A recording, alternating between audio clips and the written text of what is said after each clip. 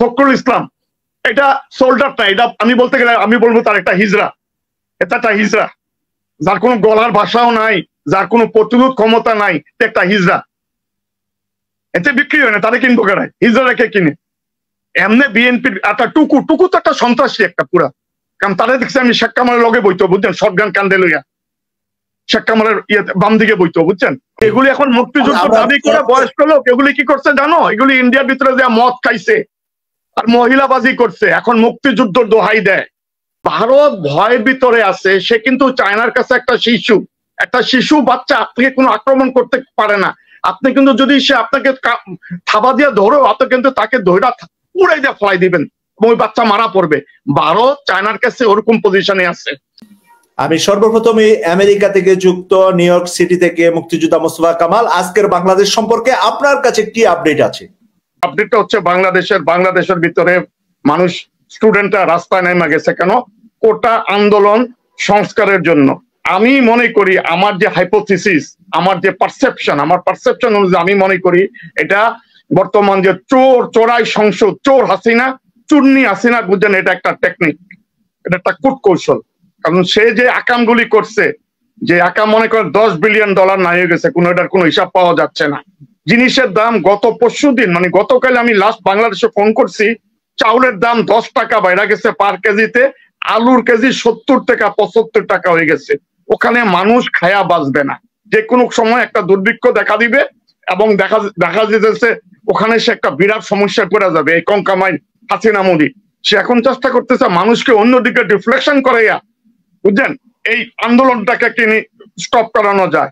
এই আন্দোলনটা স্টপ করানোর কোনো রাস্তায় আমি দেখতেছি না, কারণ মানুষ যারা মানে চোর, তারা এক চিন্তা করে এক কাজ সম্পাদন করে, কিন্তু এটা বুমেরাং হইয়া অন্যদিকে দাঁড়ায়, কোনো লাভ হবে না।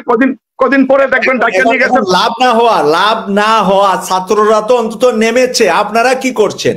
যারা বিএনপি জামাত সমর্থন করে তারা কি করছে? তারা কেন এখন তাদের ছাত্রদল ছাত্র শিবির নাইমা এটা সরকার বিরোধী আন্দোলনে যাচ্ছে না কেন? তারেক রহমান কেন ঘোষণা দিচ্ছে না? ওইটা বিএনপির নেতারা বলতে, আমি বিএনপির নেতারা বলতে পারবে ভাই। এটা দেখছেন ওদিন মির্জা আব্বাস সাহেব কি বলছে? আমি কিন্তু এই কথাটা বারবার আপনাদেরকে বলে আসছি যে কোন স্বৈরাচার সরকার শেষ হয় নাই, ওখানের ভিতরে যদি 200 লোক না মরছে বা না মারছে, ওইটাকে আন্দোলন বলা হয়। এতদিন পর্যন্ত বিএনপি যা করছে বা যে যা করছে ওটা আন্দোলন না, ওটা হচ্ছে কি, ওটা মিটিং বলা হচ্ছে, ওটাকে মিটিং করছে তারা, ওটা আন্দোলন করে নাই। যতগুলি আন্দোলন হয়েছে পৃথিবীর ভিতরে, সব আন্দোলনে দেখা গেছে অপোজিট মরছে কয়েকশো, এই যারা অ্যান্টিতে ছিল তারা মরছে কয়েকশো। এটা কি বাংলাদেশে হয়েছে? ঘরে বসে থেকে আপনি ফেসবুকে স্ট্যাটাস দিয়া ওই হাসিনার মতো একজন, বুঝছেন, ডিক্টেটরকে আপনি চেঞ্জ করবেন? কোনোদিন সম্ভব না। 100 বছর ওয়েট করবেন, কোনো লাভ হবে না। আমি সবসময় বলছি যে আপনার মৌত যখন আসবে, আপনি ঘরে বসে থাকলেও মরবেন, আপনি রাস্তায় নামলেও মরবেন। কেউ তো নামতেছে না, কেউ তো শুনতেছে না। টকশো দেখে এখন টকশো দেখে না। দেখেন আগেকার ভিউ, 1 বছর আগে ভিউ আর এখনের ভিউ দেখেন, কারণ মানুষ টায়ার্ড। এরা মনে করছে বৈশা বোধে কিছু হয়ে যাবে, আমেরিকা করে দিবে, চায়না করে দিব, ওই যে ওই ইয়া করে দিব, ওয়েস্ট ইউরোপ করে দিব। নো, নিজের করতে হবে। সর্বপ্রথমে ফুয়াদ প্রশ্ন করবে, উত্তর দিবে মুক্তিযোদ্ধা মোস্তফা কামাল। বলেছিলাম যে মুক্তিযোদ্ধারা কি মনে করছে যে বর্তমানে মুক্তিযোদ্ধা কাটা দরকার, কারণ মুক্তিযোদ্ধাদের তাদের যে ত্যাগ, তাদের যে অবদান, তার সুফল, তার ফসল তার ছেলেমেয়েরা পেতে পারে, কিন্তু তার ফসল দেওয়া হচ্ছে তাদের নাতিপুতি, তাদের প্রজন্মকে। এটাকে আপনি কতটা যৌক্তিক মনে করেন? ওকে, আমি আসতেছি আমার কথা, আমি তোমার কথা এখনই ক্লিয়ার হয়েছি। আচ্ছা, এই জিনিসটা যে সে প্রতিষ্ঠিত করতে চেষ্টা করতেছে, এই কনকামাইন হাসিনা, তার কারণ কি কেউ চিন্তা করছে? তার কারণ কেউ চিন্তা করে না। আমি আগে ডেসক্রিপশন দিতেছি সে কেন করতেছে এটা। সে 45 থেকে 50 বছর বয়স এরকম কয়েক হাজার মুক্তিযোদ্ধাকে সে সার্টিফিকেট দিছে। এরা মুক্তিযোদ্ধা না, এরা চুক্তিযোদ্ধা। এরা চুক্তি করছে এই কনকামাইনের সাথে যে আমাদেরকে সার্টিফিকেট দেন, আমরা আপনার সাথে থাকব। এখন সে দেখতেছে একটা চারা গাছকে যদি লাগানো হয় না, ওটাকে তোমার লুক আফটার করতে হয়, বুঝছো, ওটাকে কেয়ার করতে হবে, কিন্তু চারা গাছটা মারা যাবে। এখন সে দেখতেছে তার সকল ফন্দিগুলি, বুঝছো, এক এক করে শেষ হয়ে দেখতেছে। এখন এই যেগুলিকে ভুয়া সার্টিফিকেট দিছে, এদেরকে যদি কোনো রকমের কোনো মোটিভেটেড বা কোনো বায়াস না করা যায়, তারা এরাও হাত থেকে ছড়ে যাবে। এই জন্য সে এই জিনিসটাকে আবার বহাল রাখার চেষ্টা করতেছে, অন্তত পক্ষে ওই লোকগুলি যাতে তার হাতে থাকে। যাদের বয়স বর্তমানে 67 নিচে একটা মুক্তিযোদ্ধার ইয়ার ভিতরে আসে না। যদি সে কি কুশ, আমি তো কিশোর মুক্তিযোদ্ধা ছিলাম, কিশোর মুক্তিযোদ্ধার ভিতরে সে আসবে না, কিশোর মুক্তিযোদ্ধার ভিতরে সে আসবে না যদি 67 বছরের নিচে কোর বয়স হয়। সে কিসের মুক্তিযোদ্ধা? তো পুরা ব্যাপারটাই তো ভুয়া, পুরো ব্যাপারটাই তো মিথ্যা। এখানের ভিতরে আবার কি থাকতে পারে? এই ব্যাপারটার বিরুদ্ধে তো পুরো ঝাঁপাইয়া পড়া উচিত পুরো দেশের লোক।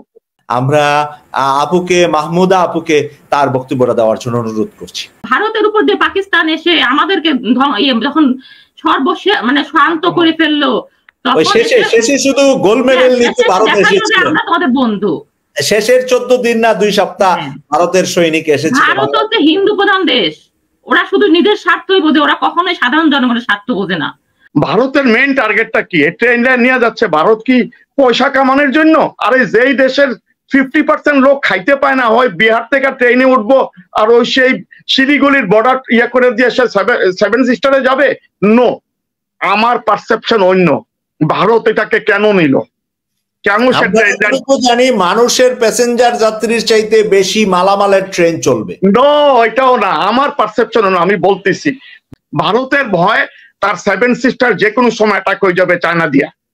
এখন 7 সিস্টার যদি অ্যাটাক হয়ে যায়, তাহলে সে যদি এমন ঘুইরা যদি এমনি করে আসে ট্রেন দিয়া, তাহলে তাহলে দেখা যাবে যে ঘন্টার পর ঘন্টা সময় লাগতেছে। আর কার্গো দিয়া কয়টা সোলজারের না ফলাইতে পারবেন? ওর ভিতরে দেখা যাবে যে কেল্লা ফাটিয়ে গেছে, 7 সিস্টার দল করে দিয়ে গেছে চায়না। এখন যদি এখান দিয়ে ট্রানজিটটা বার করতে পারে ওই শিলিগুড়ি ইয়া দিয়ে আপনার করিডোর দিয়া, তাহলে কি হবে? হাজারে হাজারে সোলজার বুঝেন এখান দিয়ে শর্ট টাইমের ভিতরে ওই ইয়াতে 7 সিস্টার সেভের জন্য পৌঁছে দিতে পারবে। ভারতের মেইন উদ্দেশ্য এটা, এই কারণে সেই ট্রানজিটটা নিছে।